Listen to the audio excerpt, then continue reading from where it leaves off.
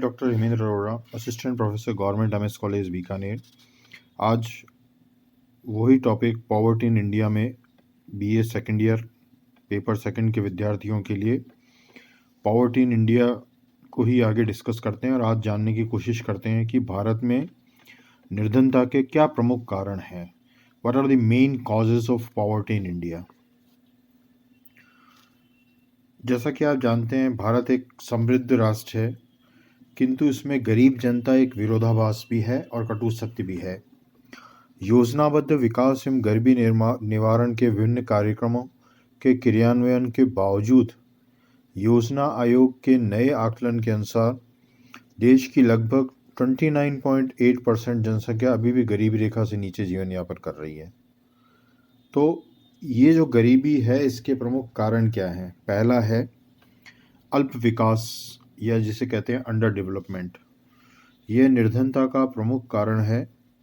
यद्यपि भारत प्राकृतिक साधनों की दृष्टि से संपन्न है, किंतु अल्प विकास के कारण उन साधनों का पर्याप्त विदोहन न होने से उत्पादन, आय, रोजगार तथा उपभोग का स्तर बहुत नीचा है और गरीबी का बोलबाला है।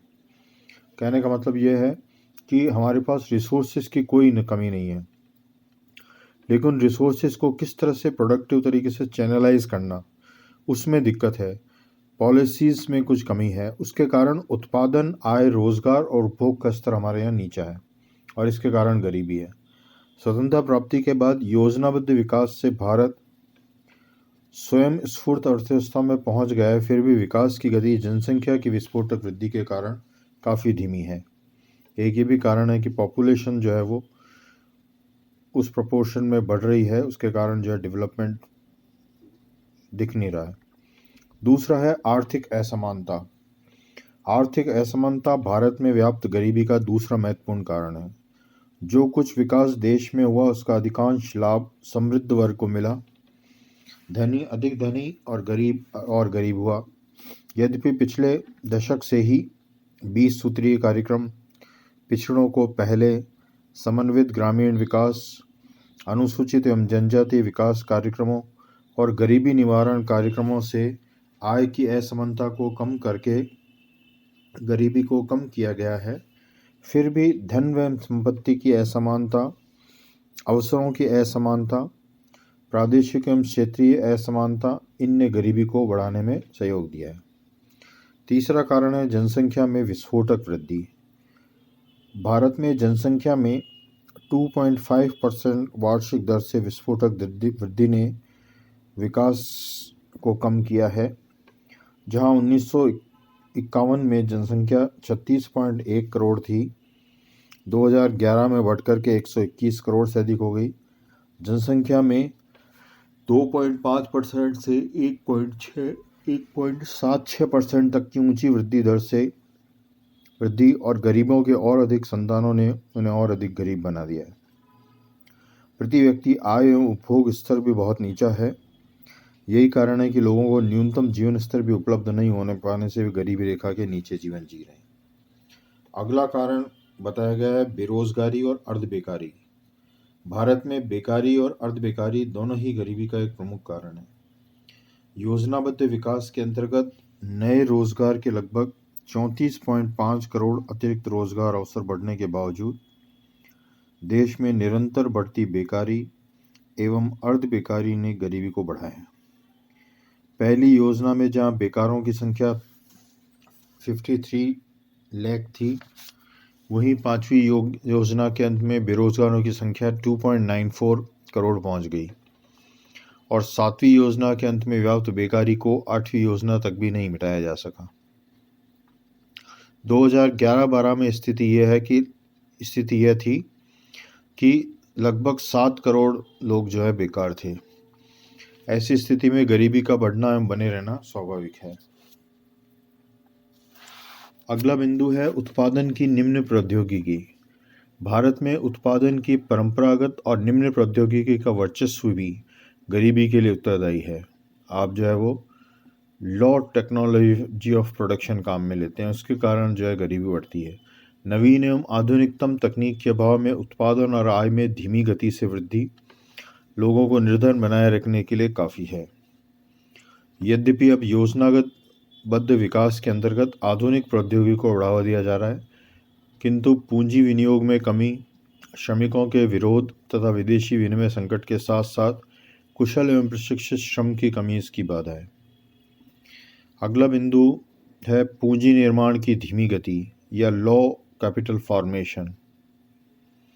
देश में अल्प विकास के कारण पूंजी निर्माण की धीमी गति है और पूंजी के अभाव में देश में औद्योगिकरण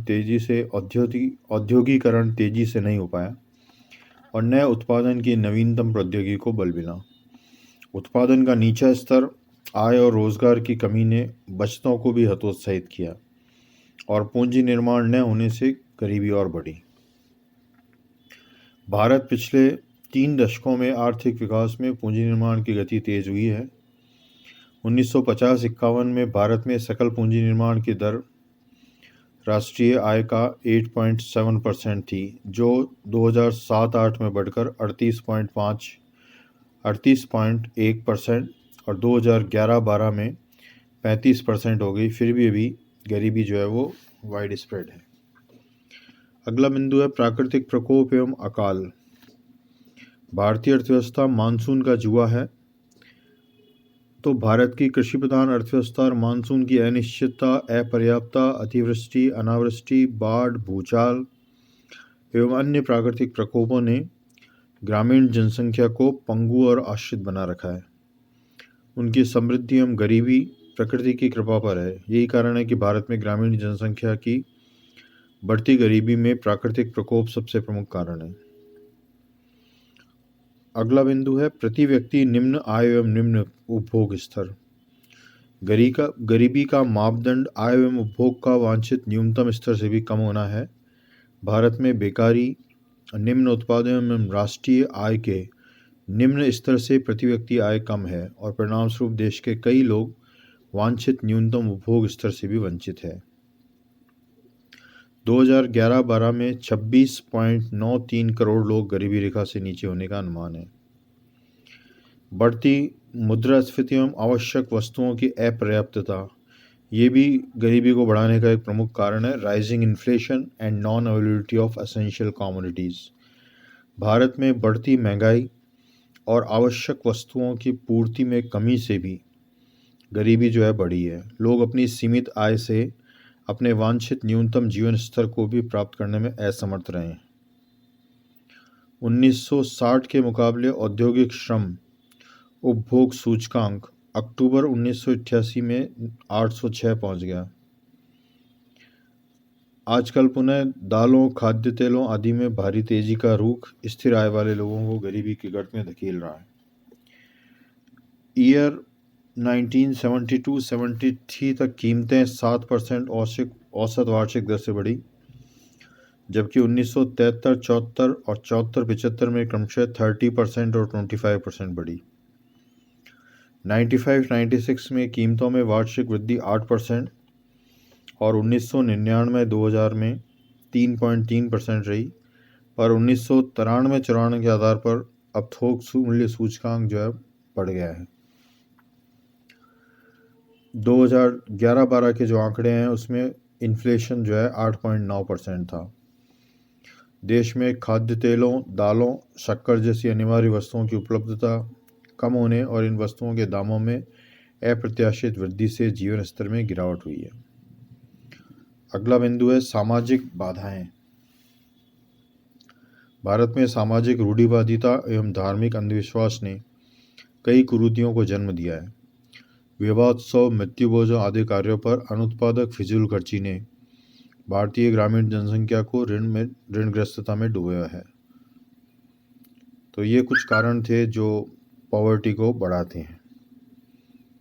अब हम अगले क्लास में देखेंगे कि भारत में पंचवर्षीय योजना में गरीबी उन्मूलन में क्या क्या काम किया गया।